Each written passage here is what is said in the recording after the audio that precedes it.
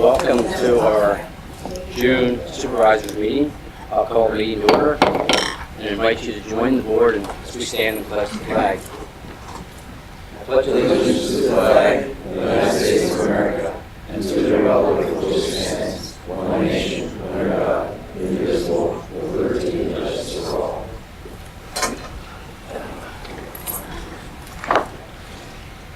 Okay, at this time we'll have the roll call. Melvin Boyd. Here. Arthur Zerbe. Here. Jerry Long. Here. Mike Reiner. Here. Bill Cassidy. Here. Carol Martin. Okay, at this time we have a community open session. I put a limit of 4 minutes to each person, and everyone gets a chance to speak. So this time, is there anyone who wants to speak? Okay, your name? I just want to indicate that I was very disappointed at the last meeting. Once again, there was no indication that there was any kind of advanced planning or research that went into making that decision. I also felt that the governing body did not really speak for the obviously clear majority of people and their sentiment, both by their appearance here, the comments they made, and the petition that they signed. I also was disappointed to see the newspaper article a few days later, where basically it made Brecknock Township, I think, look relatively uninformed and not really in tune with the theories and the models and the hopes of people in Lancaster County, in terms of the fact that they made it look like Brecknock apparently had kind of avoided the input from the experts of the different commissions, some of those people who spoke and presented that night. Also just disappointed about some of the comments that were made to debate what is farmland, agricultural versus grazing. We all know farmland is farmland, and if you're preserving farmland, it doesn't matter whether it's for growing purposes or grazing purposes, it's farmland. I also was disappointed because there were a lot of people present at that meeting who I had never seen before. I don't know whether they were relatively new residents to the area, but they were certainly not people who typically come, and I think that they got a very untoward opinion of the way some of the members of the board behaved, and I would hope that, and I base that simply on comments they made afterward as they left, comments they made during the meeting, and so forth, and I would hope that that would not prevent them from coming to future meetings, but they were obviously not happy with the decision made, and were not happy with some of the behavior, and so that is not a good thing, because I think we would like to have more people come to these meetings. And finally, I believe I was really just personally embarrassed. Again, because I did know some of those people. I had worked with them in the past in different capacities, but some of them I did not know. But I was embarrassed at the behavior of some of the board members. Those of us who have been and continue to be in leadership positions know that when you choose to serve, you are there to hear and listen. You are not there to have a debate. You are not there to have rebuttal. You are not there to go one-on-one against people. If I felt that, I've been asked many times to serve on these boards, and my choice has always been thanks but no thanks. I have been in that position many times, and I realize you must sit there and take it. And that's not a pleasant place to be, but that is the responsibility of this type of a board, or any type of a board or a commission. And at the last meeting, that was not obvious. And whether it was intentional or not, some of the members and some of the comments that came out appeared to be personal vendettas and personal axe branding. Whether it was intended or not is not the issue, but it was the perception of people in the audience. And I don't think that they should ever, especially if they're new to these meetings, I don't think they should ever walk out of here with that kind of a perception of the people that sit on a board. Because you do volunteer, and you do put in your time, and I give you credit for that. I choose not to do that. I don't want to be on that side anymore. I want to be on this side and be able to say what I want to say, when I want to say. But again, I just think that it was not a highlight type meeting for this particular board, and I don't think it was a highlight for Brecknock, and it just didn't put us as a whole in a good light. Thank you. Good, thank you. Anyone else? Anyone else?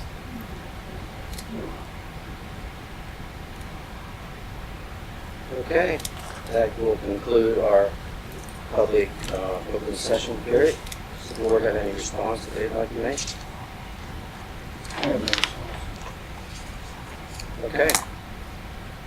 We move on to the minutes. You have the minutes in your packet. Are there any additions or corrections to the minutes as they're posted? I've read the minutes, make a motion to accept them as well. I second it. Okay, we had a motion to accept the minutes as they are. It was second. Those in favor say aye. Aye. Aye. Motion carries.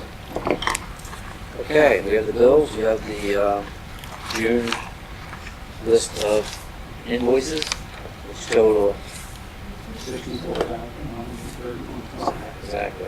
I make a motion we approve the bills and pay them in the amount of $64,131.12. I second it. Okay, the motion was made to approve the bills, and it was second. Those in favor say aye. Aye. Aye. Motion carries.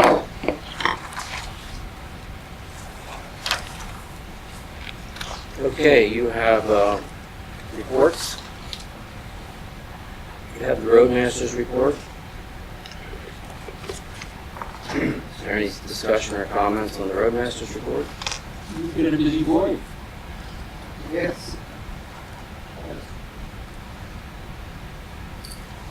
I have a couple issues that are sort of related. Okay, go ahead. Now, Yeah. the one, they're both sort of related to the road crew. The job performance evaluations, there's nothing wrong with them, don't get me wrong. But I'll give a copy of the mail, give that in the mail.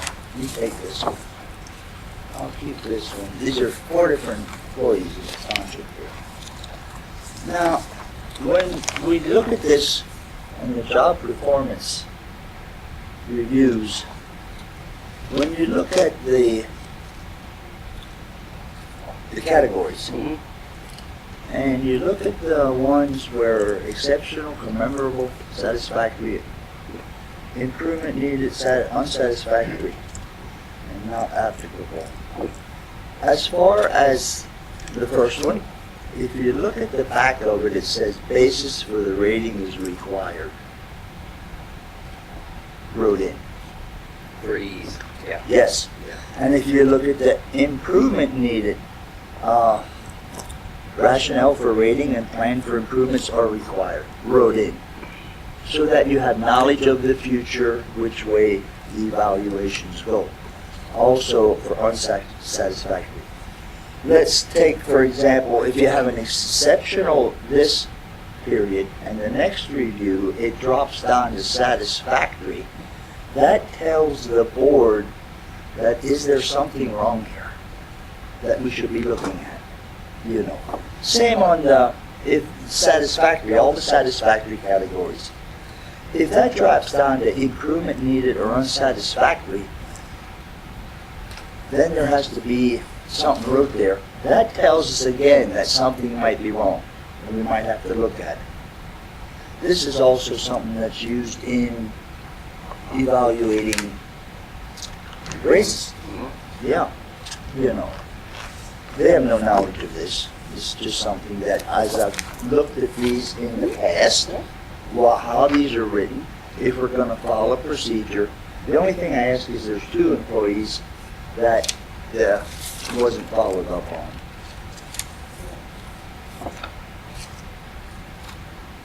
Oh, yours is there. Sorry. There's one that if you fill it out. I'll show you what he means there. Yeah, it's fine. Yeah. I'll show you what he means. It's, you did have nothing wrong. It's just that, Yeah, and I'll take Oh, that. yeah. To be more detailed. right. Yeah, we rushed, I should say rushed, we implemented this last year, and it was quick, we got them out, and we did not, and I'll take some of the blame for that, we did not really explain, we didn't give an explanation Yeah, I see sheet exactly with what it. you're meaning. Yeah, I understand And it's too. very simple. It won't take you long to, yeah. The other thing I want to present here to the other 2 board members is on this one. If you read this for the park maintenance person, you might have read it beforehand. the third category there. Now, granted, years ago, we had a little larger road crew. We had park and rec maintenance people. We actually used 2 because we didn't have Gary at the time. He was full-time employee. Now, the responsibility, overall responsibility, is the roadmaster, which, you know, you've done nothing wrong again, don't. And Gary is the maintenance person. You don't have a big road crew, and you got plenty to do along the roads. You can take any road and I can find something that could be done along it, believe me. And Gary, to maintain 100 acres of parkland between Brubaker Park and Baldwinsville, that's a lot of work. I drove through the other day again. Now, there's 3 options here that the board has to consider. Either we do nothing and the park continues to look the way it does. It could use weed eating bad. There's some areas I don't think they've been cut yet this year, but that's not your fault. And Gary is pushed, he has a lot of work. Either we elect to do nothing, but the park is something we should be proud of. It's something we should maintain, and either you like to do nothing, or the road crew takes a day every 2 weeks and goes over and weed eats or mows or whatever, which you're pushed for your work, I know. Or, and I have nobody in mind, nobody whatsoever. We hire a part-time person not to work more than 30 hours a week for 2 months to help Gary out, to do the weed eating, to help with the mowing, to help with the painting, to get the park back in shape the way it should be presented to the people. Right now, it needs more work than what it's taking. I prefer if we hire somebody for 2 months, somebody just out of high school, 18 years old, or a college student that could use a little extra money, and let them help Gary, which is under your direction, you know, should you see something that needs to be done. And get that weed eating done over there. Get that mowing all in shape, you know. We've had them in the past, and we used some college, and they were happy for the money. And they worked hard. But it's either somebody come up, this is just my opinion, somebody come up with somebody that they know who could use work for the next 2 months anyway, and or let Gary pick somebody, because it's somebody that's going to have to be able to run a weed trimmer. That's important. You're not going to put anybody over there that's 13, 14 years old. They have to be older than that because of insurance purposes. But I just wanted to present that to the board. It's something that I feel we shouldn't even wait and say, well, let's table it till next month. Really, there's work there. It should be done now. Who does Gary work for? Who does he report to? To the roadmaster. He reports to you. So you're responsible for his work. I have no problem. I think I would favor hiring some part-time help. I agree. It's 90 acres of yes. I mean, what is that really about?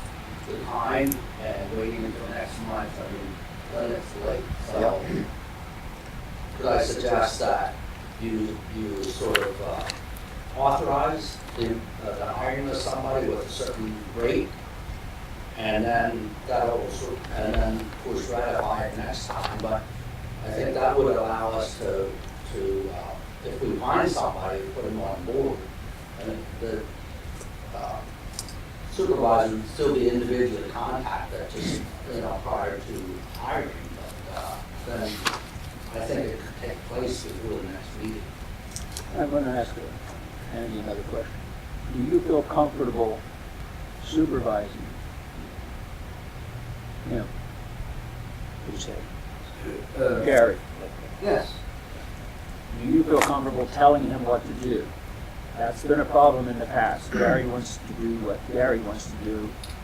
I feel comfortable telling him what to do, and the way he reacts sometimes isn't pleasant, but it is what it is. He still does his job, and he still comes to work every day, so. Do you feel comfortable going up to the park and telling him you haven't done this, or you, in other words, are you comfortable looking at his work and telling him what he's done and not done? I think I have to be. It's my job to. Okay. I can tell you this, Mel, I have known in the past where I know you've told him to do things. And he I just told wanted- him, today you're going with us. Yeah. You're gonna flag, and he had a flagger, of course. You're gonna flag out in the road, we need you. Or one time I said to him, hey, I need a driver, you're gonna plow snow. He was not happy. But I was the supervisor over him. And I told him, hey, we gotta do it. You know, then there was times I would take the road crew and spend half a day and weed eat in the park. Not often, no, but to put it back in better shape. The good example was the steps between the Eagle's Nest and the basketball court. The weeds are, Yeah.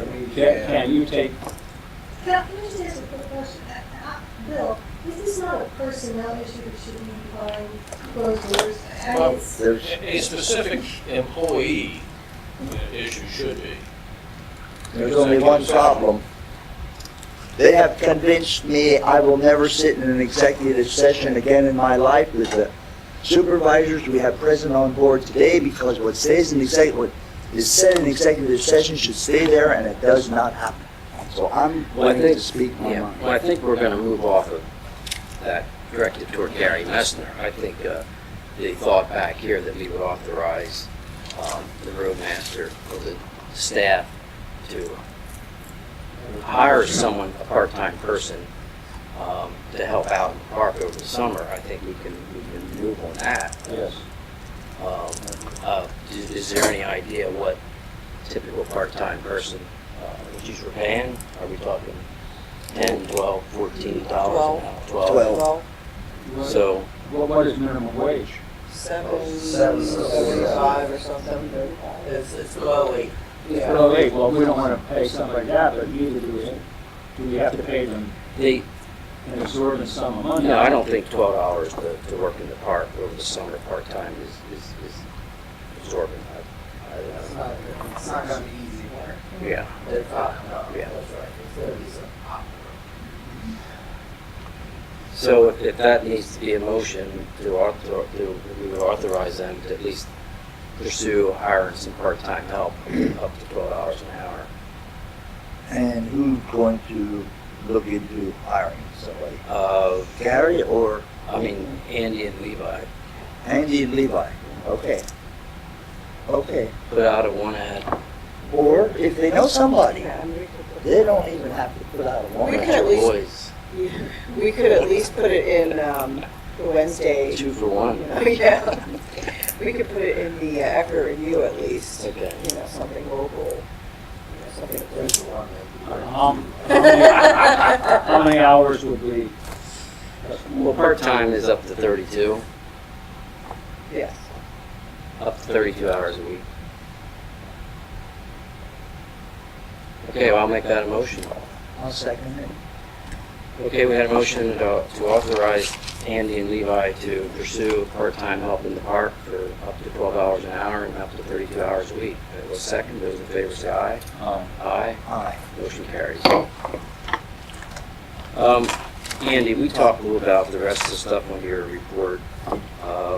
The saw, is this a floor saw or a frame-mounted saw? It's a floor, you consider a floor saw. Floor saw. Yeah. Yeah, okay. Cut That's asphalt stuff across, you know, when you Yeah. bike crossings That's something to me is a maintenance item where, hey, they wear out. Yeah. And Yeah. I don't know if that would even have to come in front of the board. Well, because it's over 1,000, we usually try and bring anything over 1,000 to the board like that. So, yeah. I make a motion that we approve the saw from Eagle Rental. It's all the same saw. $1,671.30. Second. Okay, the motion was made to go ahead with the saw and was seconded. Those in favor say aye. Aye. Aye. Motion carries.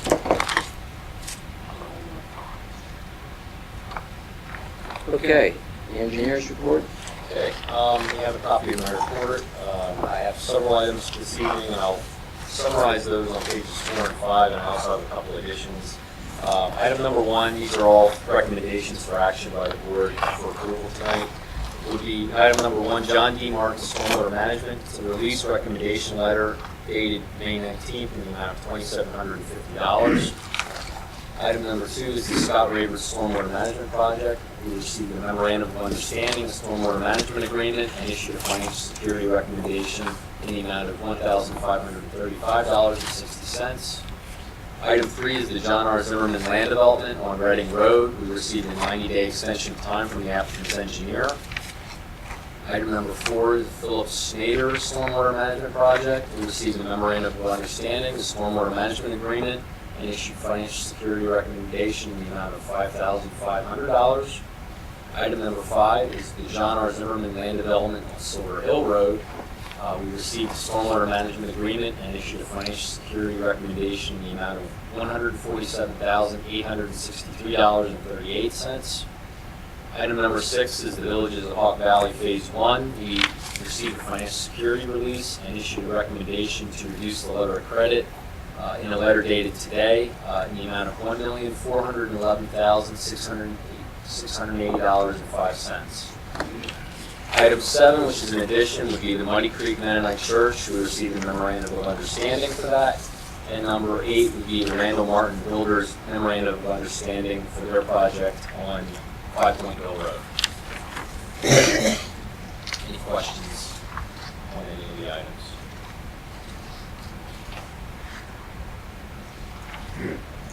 If not, I'll make a motion that we approve all 8 items that are listed for board action. I'll second that. Okay, the motion was made and seconded. One question, Certainly.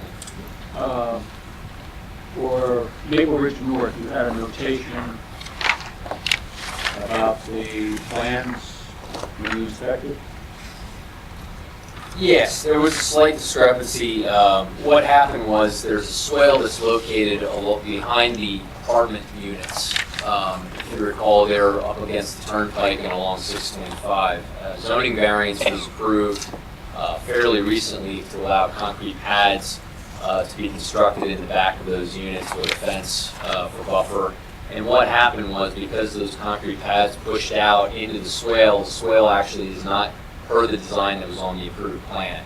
So the engineer has to go back and merely provide calculations to confirm that what was put in the field still complies with the ordinance. That's what we're waiting for at this point. We believe it does, but because the cross-section has changed from what was on the plan, we asked for a confirmation on that from the engineer. Okay, we had the motion to approve the items requiring action, and it was second. Those in favor say aye. Aye. Aye. Motion carries. I have just one thing I want to ask. In the Boulder Hill, Andrews Way, and I know I talked to Levi, there's a trailer that remains parked for 3-4 weeks in a row now. And Earl Gaiman has expressed some concern that someone's going to run into it. Galen Wise has expressed some concern that someone's going to run into it. I guess, I don't know what, can he be told he can't park his trailer on along the road? Or are there any parking restrictions in place for that? I don't believe there's any. I posted wish there was some that said no overnight parking. Because during the day, I mean, one day there was a car carrier truck unloading cars. Of course, they park along the road. Well, with that there and this trailer that's been constantly parked here, and the trailer is a low trailer, no sides or anything. It's going to be easy for someone to just not see it and run into it. I wish we had no overnight parking because, obviously if the business people need to unload something and park there during the day, but this trailer's there been for 3-4 weeks now solid. It doesn't get moved. There's no way to take it off the road into a parking lot. Well, it's the gentleman that lives on the corner house there. Right. Oh, he's not But- a part of he's not a But business it's, property, it's a residence. but it's President's not, office, it's not parked adjoining his property, it's back. it's back in the back of it. I know what you're referring to. Jerry, I just asked Mike if we would be required to do a study for the no overnight parking, and he doesn't believe so. I don't believe you have to do a study for that. believe so. And the width of the road, I would believe you could restrict it on one side of the road, because that is an fairly wide road. I don't recall the exact dimension, but.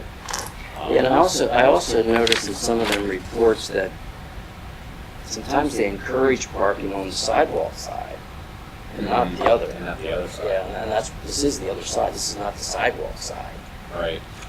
It's just between two I driveways. mean, I could and- certainly look into it further, I guess is Okay, the answer. okay. I'm not positive on what the final answer is in this case. There wouldn't be any zoning regulation that would I don't restrict. restrict. I can't do anything. No, not that I can either. I mean, Residential district, different story. Yeah, but it's- yeah, commercial is commercial, that's right. he just doesn't have off-street parking for his trailer, so he Now, parks it there. now, sometimes there are ordinances, I don't know if we have one, but sometimes there are ordinances regarding streets and sidewalks that allow for a removal of a particular vehicle that is a safety hazard. Just an obstruction to traffic. You see that, I don't know if we have such an ordinance in place, but that's another thing to look at. That they can be asked to move it if it is deemed by the township to be a safety hazard. Okay, you'll check in. Yeah, I'll definitely look into it. I'll speak with Levi as well, see what we can avoid from that. Okay, next we have,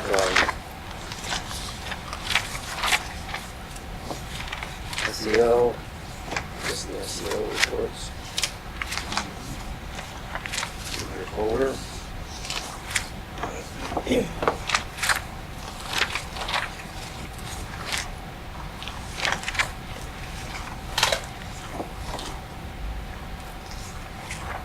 And you have the zoning report.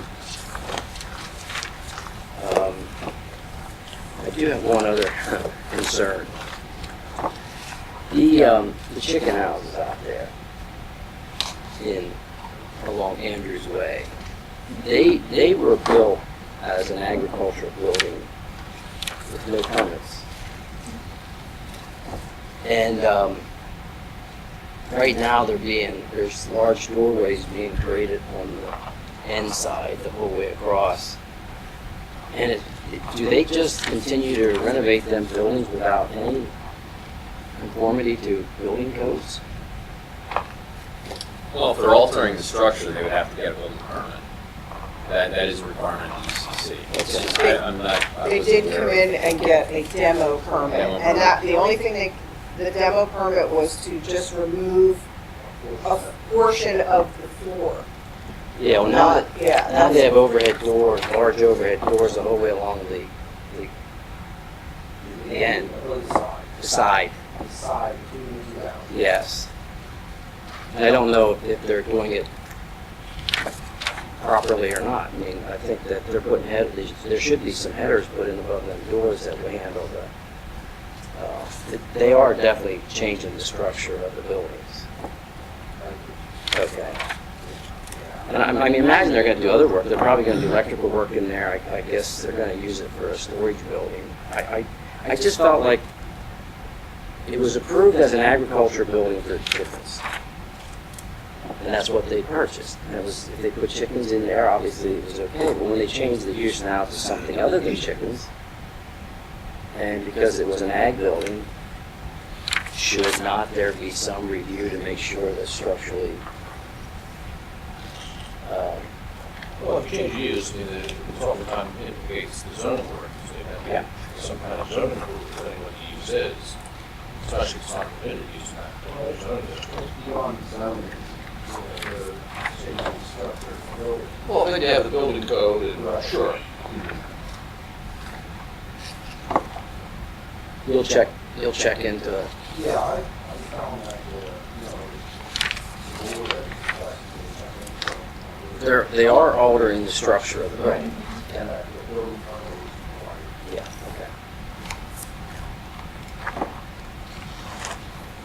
okay. Solicitor's report. Or- Did you want to look at Is that the other thing? is that here or is that later? Okay, yeah, let's do that. Go ahead. Guess you have something you want. No, I'm just looking at these pictures.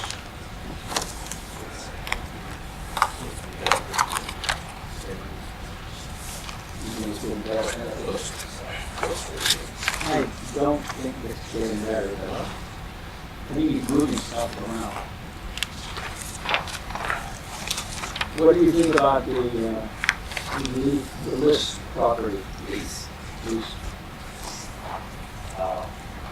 Other than what I live in my 23, I think that pretty well spelled out the situation. I thought Arthur said you were going to talk to him. Arthur, did you talk to him? No, I talked to him. You talked to him. I talked to him. And he cleaned it up tremendously. It does look now like past month. It has stalled, but I think, So there's been regress. So Yeah. it got worse, yes. yeah, it's still not close. Yeah, I'd say let's just see another month, see what happens.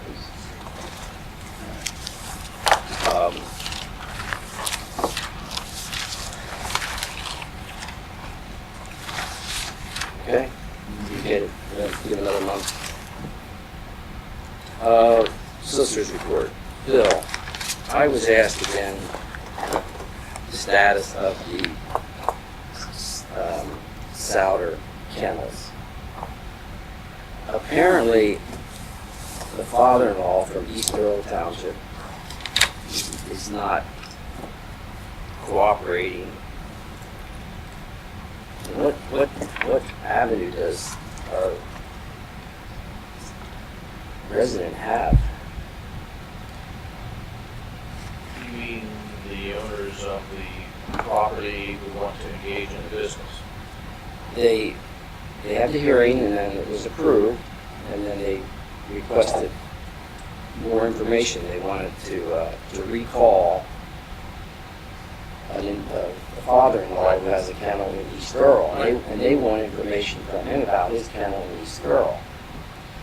He's being very reluctant because he says that's his kennel's not the issue.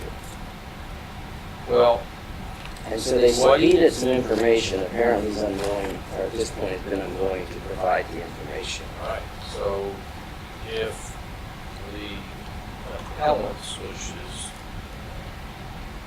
the two ladies that are represented by the Harrisburg attorney, want to pursue a remedy if he's not cooperating and is not responding to a subpoena, and the subpoena was issued by the chairman of the zoning hearing board, but it was required to be issued by the county judge. If the attorney for those two ladies want to pursue it, they can go to the court of common pleas and seek redress and ask for the judge to issue an order that you are in violation, that you're now in contempt of a court order. There's nothing that this board of supervisors is able to do. I mean, the remedy is for either the applicants, I guess it's the daughter and son-in-law, or is it the other way around? It's the daughter and son-in-law, yeah. To move things along by taking some affirmative action in court, by filing some kind of a petition, or the appellant's attorney doing something affirmatively in court to require the father-in-law to provide the documentation that he's been performing and he's been subpoenaed the issue. And once that happens, once he supplies the information, then it goes back to the zoning board for a remand. But it really is, I think if someone wants to move it forward, they would have to pursue their remedy procedurally with the court of law, please. Okay. I think he feels that what they're asking for is an invasion of his privacy in his business in East Earl. Well, he's entitled to get his own attorney and have some kind of a motion filed with the court to seek relief. A motion to quash the subpoena or portions of the subpoena that he thinks should not be turned over. Okay. So he has appeared as a witness. He And appeared now he's in being the, subpoenaed? records are being subpoenaed. They requested like some 5-year records of what he has done to try to rescue his dogs and 5-year records. And I don't know if he has I don't even know if he has attempted to rescue any of his dogs. And so it's kind of like his kennel is being held under judgment, and he complies with the state dog warden because they inspected him and he meets all the inspections, but he feels that's private information.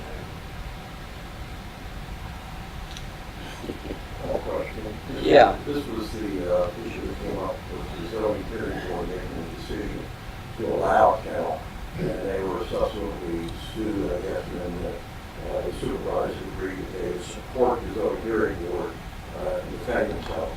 Give us a high-level view of what's the status of that, how much should it be spent in defense of that decision at this point in time. We're talking a couple $100. There hasn't been, there's been one conference. Basically, they requested additional information from one of the persons providing testimony, so they put out a subpoena to require a list of certain things, and they wanted that to be brought back to the zoning hearing board. They did not appeal the zoning hearing board decision.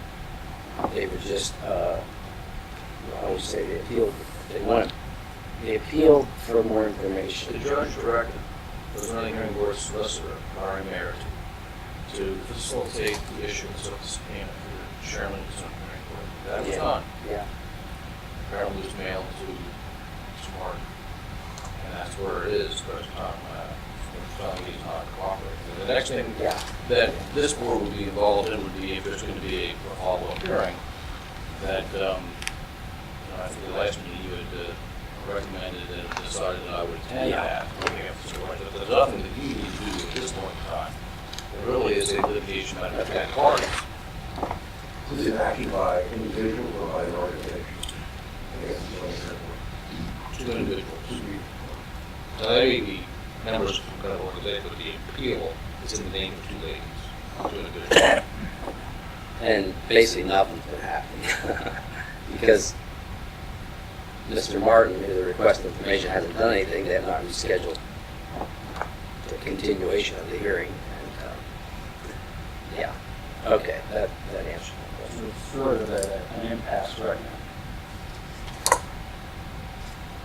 Okay, does that conclude the reports? Is there a motion to approve the reports as they're listed?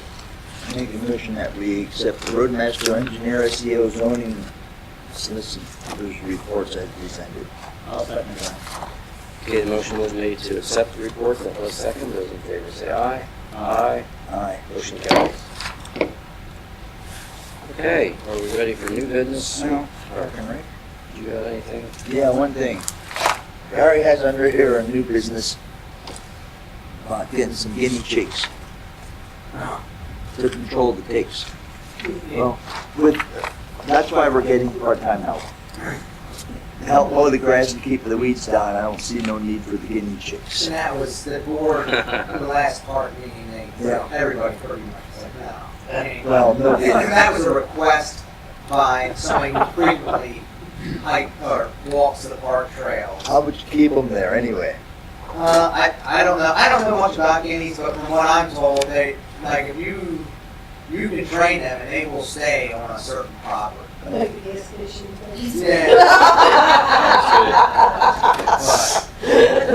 But for getting the guinea chick, you're getting part-time help, Kelly. Did the church come and do any work?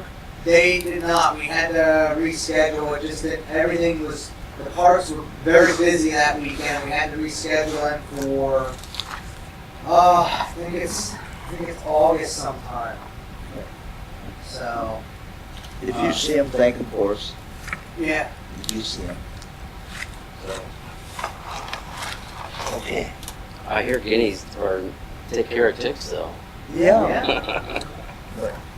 The only thing, the only thing the Park and Rec asked me to ask you was to just, for you to keep in your mind that the Brubaker house is still sitting over there, and just, Yeah. so. Well, I think using the process of doing some repairs to it. Yep. Okay. I think you'll find that on your, agenda. Okay. Okay, under new business, we have an application for a volunteer to serve on the planning commission. And I invited her to the last planning commission meeting, and she was there, and she did meet the team. And so I would support appointing her to a current position that's open on the planning commission. Name? And that's that lady sitting right there? No. No, it's Chris. Okay. Chris. She goes by Chris Storms. Okay. I second it. Okay, I made the motion that we appoint her, and it was second. And it's a 2-year term. Or it's a balance of a 2-year It's a term. balance of the term, but I don't have the exact. Okay. Motion was made and seconded. Those in favor say aye. Aye. Motion Opposed. Motion carries. Okay, you have something in your packet about Lancaster County Clean Water Consortium.